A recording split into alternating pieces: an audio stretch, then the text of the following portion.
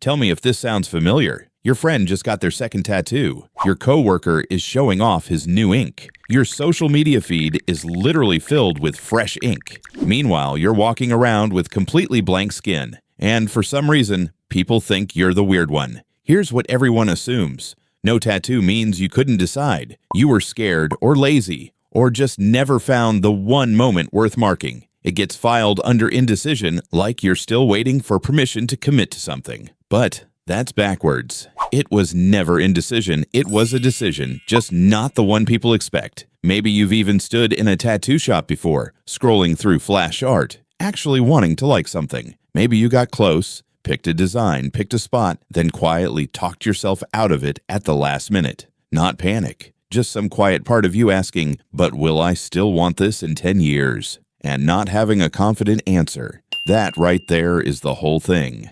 Behavioral psychologists have a name for it.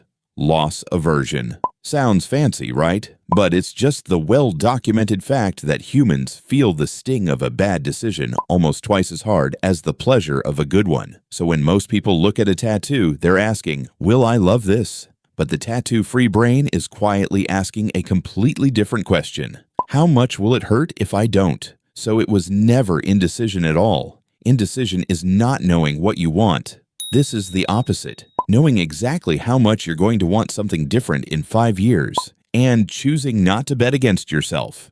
And here's the part psychologists rarely say out loud, because it flips the whole stereotype on its head. This isn't caution for caution's sake. It's actually a strange kind of respect. A respect for how much a person can change. The version of you at 22 rarely agrees with the version of you at 35. Most people ignore that. The tattoo-free ones don't. They've just seen enough of their own past selves fade out to know better than to bet permanently on the current one. So the next time someone calls you the weird one for not having ink, remember they made a bet on who they are right now.